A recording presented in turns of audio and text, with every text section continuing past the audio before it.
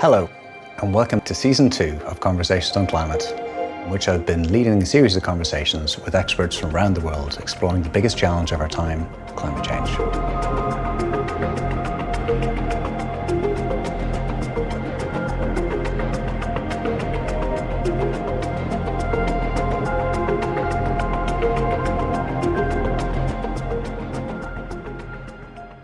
So what we're going to be doing with this panel discussion is broadly building on the concepts of the circular economy, talking about engagement, its fit with the wider ESG revolution, and what micro forces are in play.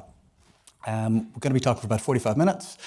And if I can start with yourself, David, with a quick two-part question. As someone who is an editor and in the media, you've been watching this space for an awful long time. And it's fair to say that the circular economy isn't a brand new concept. Like we had a big splash in 2010 with the Ellen MacArthur Foundation, but it hasn't always kept its place in the sun. Could you please explain how it has evolved in the mindset of the media and then also in the general public? Sure, and I think the general public reflects the media reflects what the general public thinks. It's circular economy has been around for a long time. As you say, it's not a sexy term. It doesn't fire the imagination like carbon capture or electric vehicles, and therefore advances in infrastructure and public and private investment continue to face challenges. They do in the other sectors as well, but historically, in the terms of the media, transportation and energy to some extent really dominate the conversation, whereas the circular economy in terms of industries like fashion or food or plastics tend to fall by the wayside, which is a shame because, as Richard's presentation pointed out, it's even more important and has a major role in helping us achieve the Paris Accord goals. A lot of it is that at the consumer level, people struggle to get involved with recycling or to get excited about it or see what it means, right?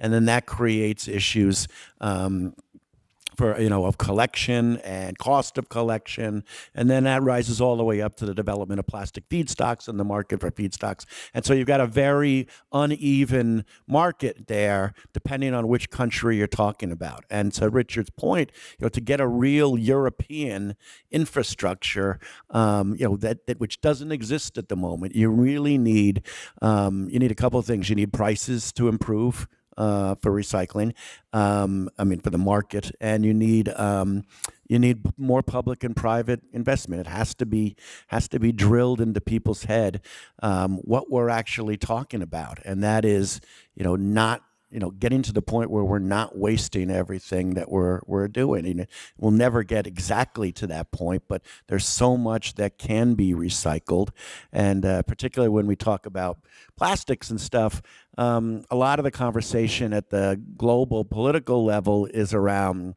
punishment, right? Restrictions, limits, sacrifices, and that people down, that turns people off.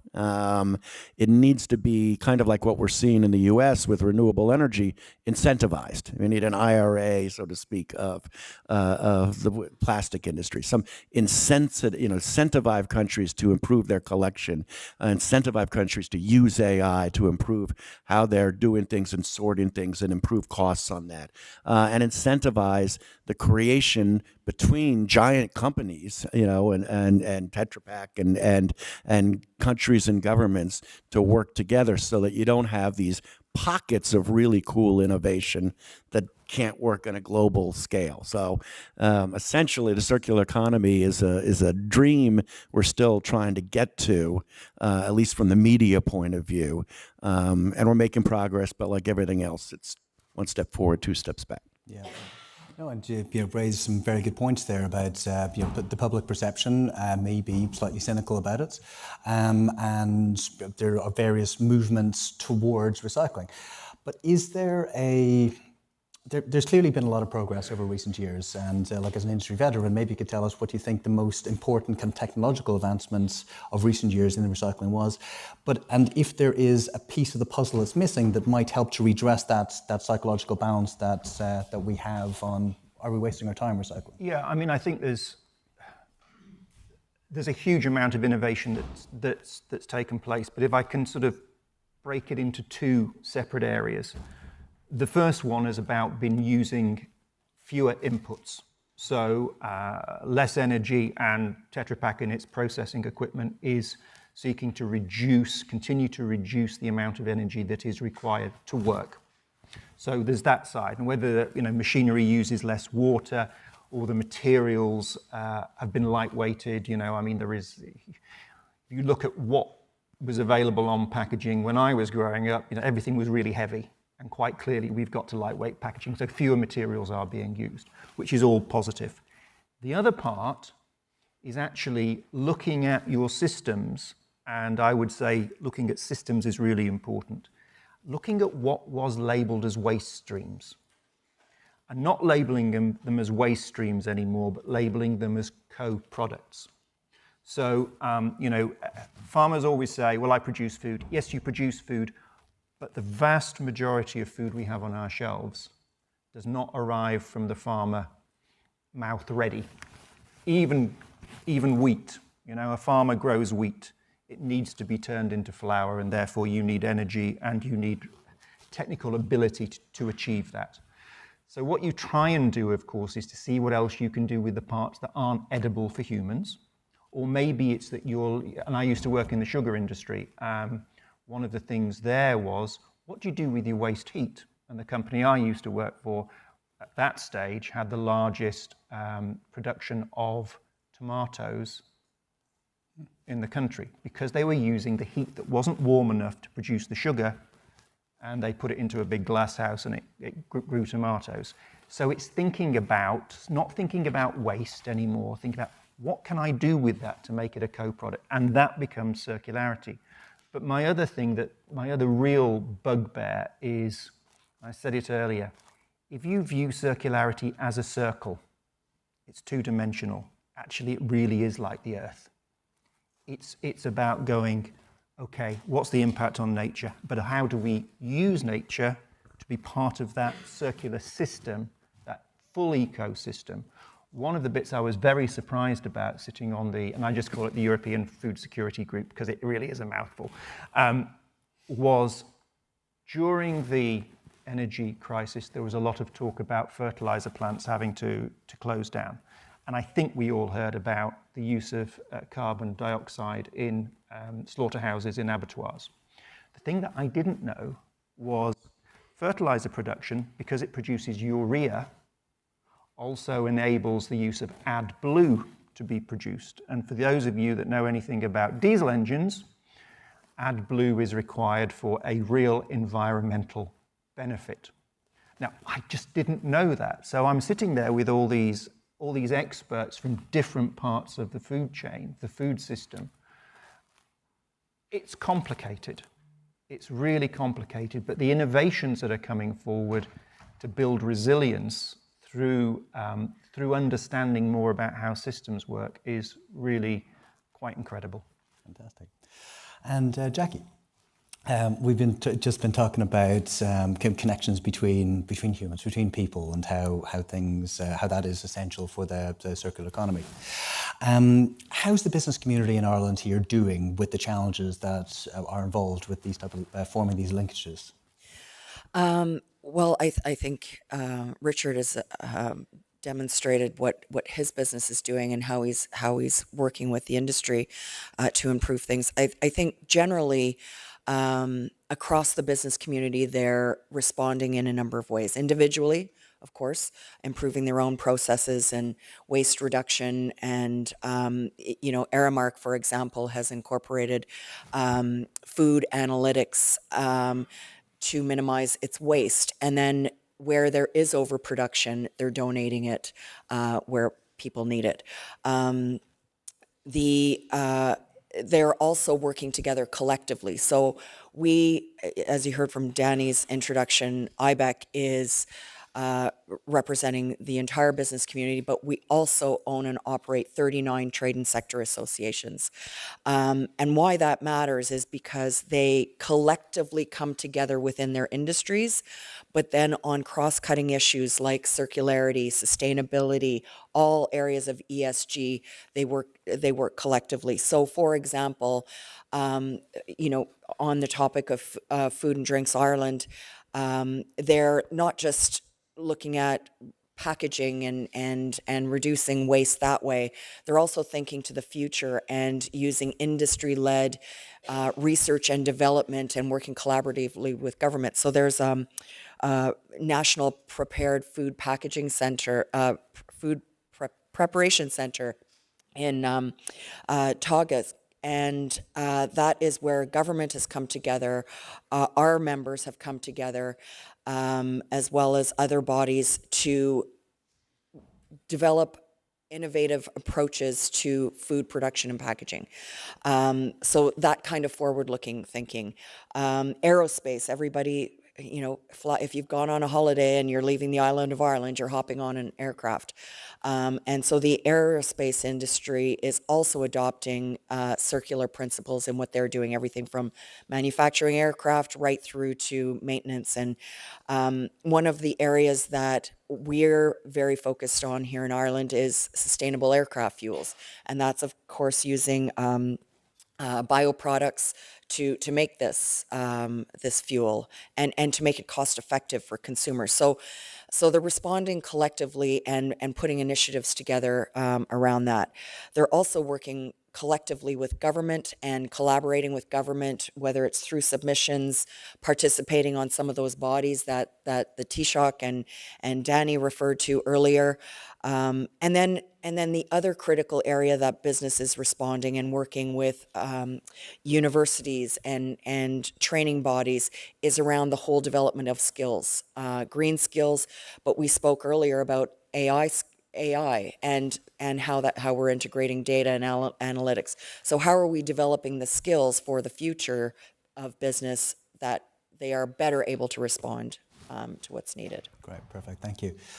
And Jane, Jackie's kindly introduced the concept of ESG and ESG integration with the circular economy.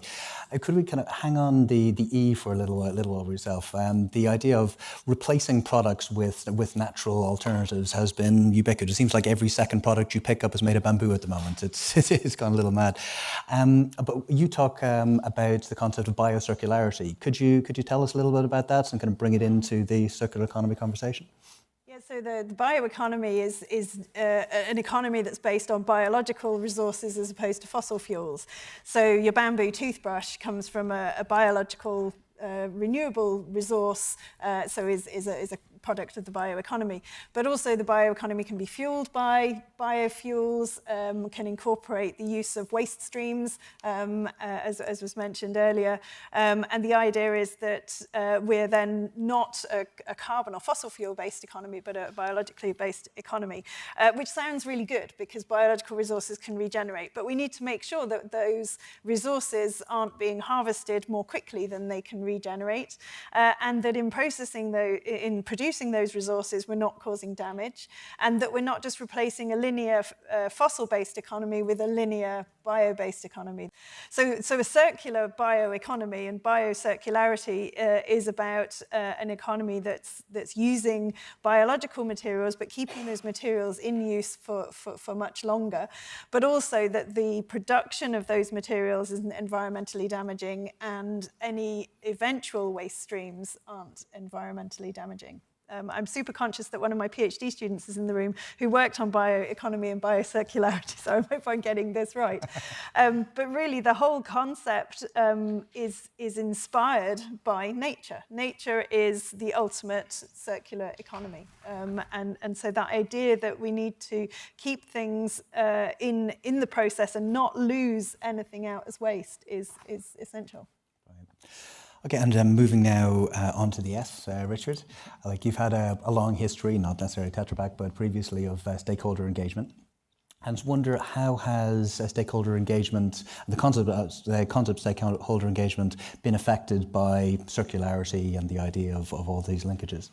Hugely, in fact. I mean, just go back to the linear economy. So I guess when I first started out in my career in private industry, you would have really two big groups of stakeholders that you would communicate with, and it was based on linearity. As soon as you go circular, you suddenly find out that there are a lot more people you need to be talking to. Now that brings huge amounts of complexity into those discussions because, you know, most stakeholder groups have slightly different views on what they want to achieve. So you're having these conversations and you've got to take those back into a business and say, okay, what does this mean for our business, and does this make business sense? Because if things don't make business sense in today's world, and we're here in the business school, it's extraordinarily difficult to deliver those. Now, the one area I think that is still outstanding, certainly in the packaging world, and by the way, I hate talking about packaging waste, because I think that gives absolutely the wrong impression. Nobody buys packaging to put on their mantelpiece at home, to look at it and go, oh, isn't that pretty? Now, I come from a company that doesn't make shoe boxes, we make food packaging. So the reason people use our packaging is for food, because it's safe, because it provides that extra long shelf life, et cetera, et cetera. But what we want to recycle, what I want to recycle is the material, which is why I always say post-consumer packaging. How do we get that material back into the chain? And one of the challenges is us, is consumers. That is one of the challenges on making sure that that material can be collected correctly.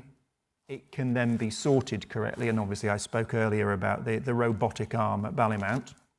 And we're looking at putting other robotic arms in different countries, because that speeds up the sorting. It means you don't have an individual going, which is difficult. You speed that up, and then you can send it to the right recovery facility, and the material can be reused. Now, Tetra Pak, fiber-based product. Well, the fiber system has a really good track record of recycling. It's way above 80% in Europe, and that system actually works quite well. But it's how we engage with consumers, and I'm not saying this is easy. If I had the answer, it would be fantastic, and it's probably generational. I'm sure I'm looking around the audience thinking I'm probably on the upper end of the age cohort in this room now, and you know, I guess you guys looking out there are really good recyclers, probably better than most people my age. That's why I say it's generational, but we still have more to do. And government, private-public partnerships absolutely have the role to play there in making sure it's easy for people to recycle, and then we have the technology to make sure that the post-consumer packaging, in this case, gets to the right recycler so they can take high-quality material and put it back into the system. Now, it doesn't mean, I think, that means that the material used in packaging suddenly has to become the same package as it was. And that's what I mean by two-dimensional.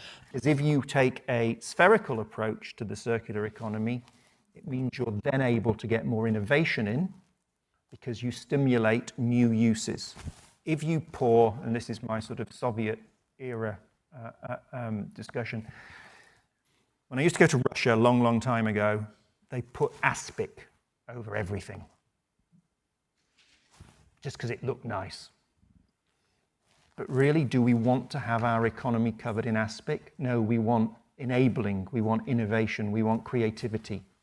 And by having a spherical approach, you get innovation, you get creativity, you get new solutions. Otherwise, we will stick with what we have, which is a 1980s recycling system designed for the 1980s, and we will not have a fit-for-purpose 21st century recycling superhighway. Fantastic.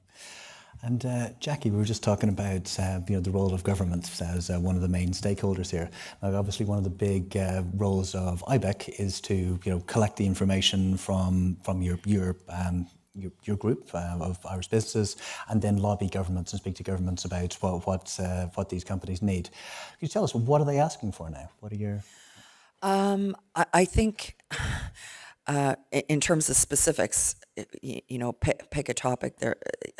We could have a whole hour-long, day-long session on the specifics, but I think in general, asks around ESG, circularity is predictability. We spoke about that in terms of investment earlier today with Dave. Predictability, what are the rules, and also give us time to execute on those rules. So the practicality that Richard spoke to about implementation, because the costs of running a business are astronomical and come at businesses from all areas, whether it's labor costs, and with the package of rules and regulation that's set to come down on business costs are going to increase by 26% in the next few years. So that's significant. And you might think, oh, poor business, but it's business that will be driving the change that's going to be happening in a significant way. We as consumers, absolutely, we have a role to play, but businesses are investing in innovation, manufacturing processes, all of those areas, developing the skills. So I think there's the practical implementation of some of these policies and regulations, and then making sure that they're engaging us throughout the process as well, because we have to implement, and so it makes sense to have us at the table, and then it's the carrot and the stick. So you've got the rules, but then you've also got incentives. How are you creating the right environment for, especially even some of the smaller businesses, to thrive and survive while they're trying to live up to their sustainability goals and the rules that and standards that the governments are putting in place. The Irish government has put in place in 2022 the Circular Economy and Miscellaneous Products Act, which provided a number of clear rules on recycling and especially moving what we are doing at the consumer level, at the commercial level. But they're also ring fencing a circular fund that will support and invest in circular projects, incentivized incentives for using recycled materials as replacements instead of new. So I think all of those areas of consultation and collaboration with business, predictability and practicality and implementation, and providing the right incentives and investments to allow business to be an enabler of advancing our goals around not only circularity, but also ESG in general. Very good. Circular economy and miscellaneous products. I'm sure Stephen, wherever he is, would have something to say about the branding of that. Terrible, shocking name. But David, now we're talking about kind of market pricing and market mechanisms here. We understand carbon because it's easy to count, and markets are starting to price carbon into companies' valuations, and companies themselves are starting to put in prices of carbon on their own balance sheet. Now, that's easy because we can count it and we can understand that.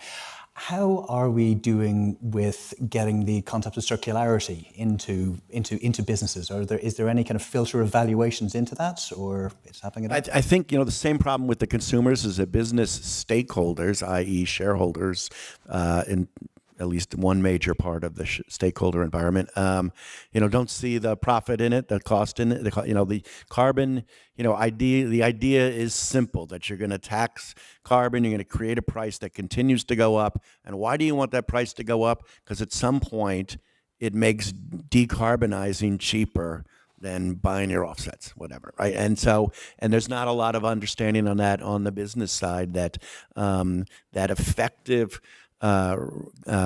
waste collection and recycling and improvements that we can see with AI can not only improve the economy and develop new products, help develop new products in a circular format, but create efficiencies that lead to better profits and stuff. So businesses need to understand that, and frankly, governments need to understand that a little bit more too. You know, they don't.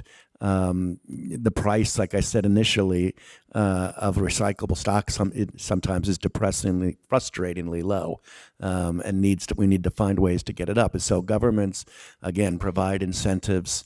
Businesses provide innovation, and shareholders provide the results. I love the concept, Jane, of nature being the ultimate circular economy. And when I was talking earlier about kind of how do we deal with the branding issue of waste management and recycling, you know, it just something that ties into nature seems like a natural fit, especially when you're talking about the fashion industry and the food industry and stuff. And I know you could talk on and on about how the success of organic, just the label. But it's something like that's going to help. So for business, a combination of finding that there's money to be made in it, that it can be effective and help the economy and satisfy the shareholders who want you to improve your ESG scores. With some branding improvement that draws the consumers, that could really be effective.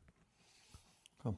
And yeah, to keep it on the same theme of the value of nature to business, something that's very, very hard to be trying to quantify, and something that's very hard that I know a lot of yourself and other academics are trying to tie up the value of nature to business. How's that going?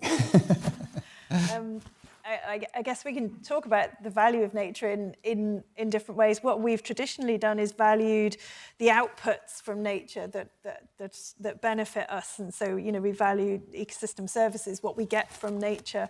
But by doing that, we forget about the underlying nature. So what we need to do is make sure that we value the underlying natural assets, our natural capital stocks from which flow these benefits, these ecosystem services.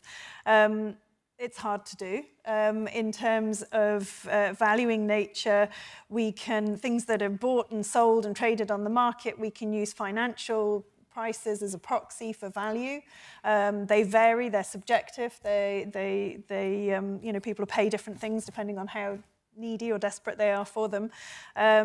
But for an awful lot of those values that we get from nature, those benefits that we get from nature, it's very difficult or impossible to put a financial value on those things, and indeed very unwise.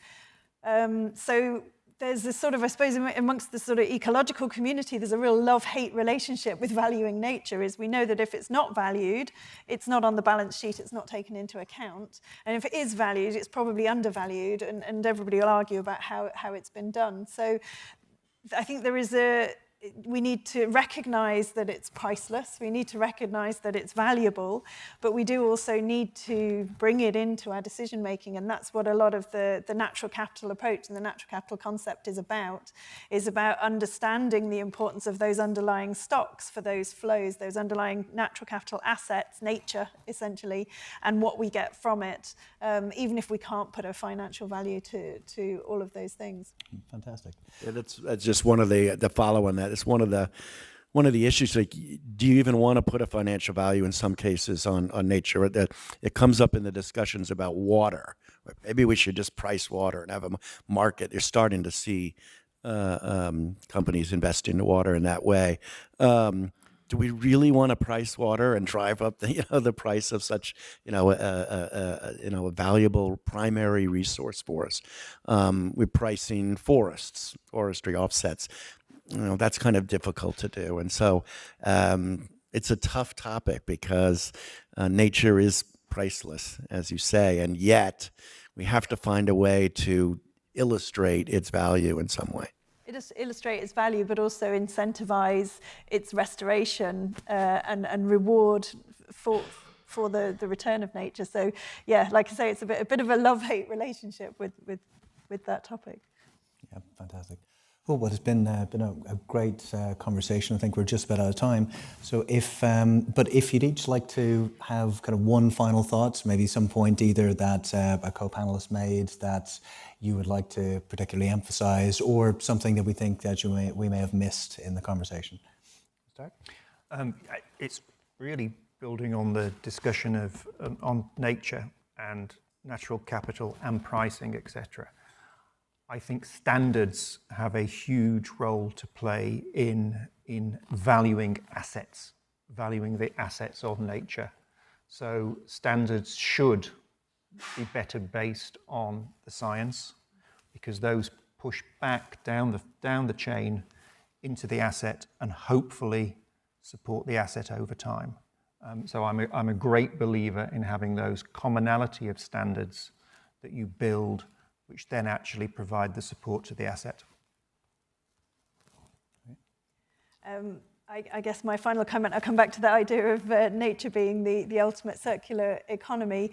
And really, if I'm teaching ecology to first-year students, the first thing we start with is talking about ecosystems and about how energy flows through them, but nutrients cycle within them.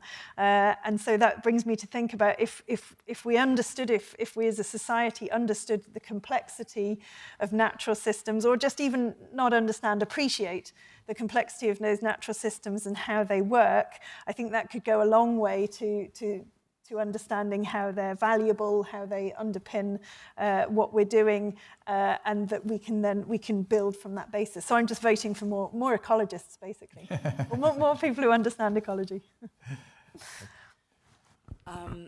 I would say I could pick out something great from every single one of my co-panelists this morning. But I think one of the things that we need to think about is behavior. So we need more of this. We need more investment. We need to do more of that. But we're also in a perfect storm of multiple crises hitting at once. The cost of living, food security, scarcity, energy crisis. All of those things are having an impact on the consumer and the public and ultimately the voters, their appetite for investing in future technologies and innovations that are going to help our environment and climate change. And that is especially acute when we are entering into election cycles. Ireland will be going into one next year, and we've got the EU elections. And there's a saying that I always repeat, and I can never remember who to attribute it to. So, but it's politicians think to the next election, statesmen think to the next generation. And I think the more we can act and think like statesmen in looking to the future, not just what we can do today, I think we'll be better off for it. And I am optimistic because I see statesmen on this panel. I deal with them every day in business, and so I'm optimistic on where we can go. Great to hear. I think, government and statesmen changing the conversation to be more on incentives and innovation and less on restrictions and punishments is a good way to change the dynamic of the conversation. But what I'd like to see first is instead of marking the value of nature, is stopping the devaluation of nature, i.e. the deforestation and drilling that affects our water sources and stuff. We're actually going backwards in that regard, and it's a very important thing that I think governments need to get their heads around very fast before we can move forward. Yeah, the narrative is entirely wrong. It's about the costs of doing things as opposed to the benefits that nature provides to us. And I think panels like this are a very good way of starting to set that conversation straight. So thank you everybody for your time and your valuable contributions.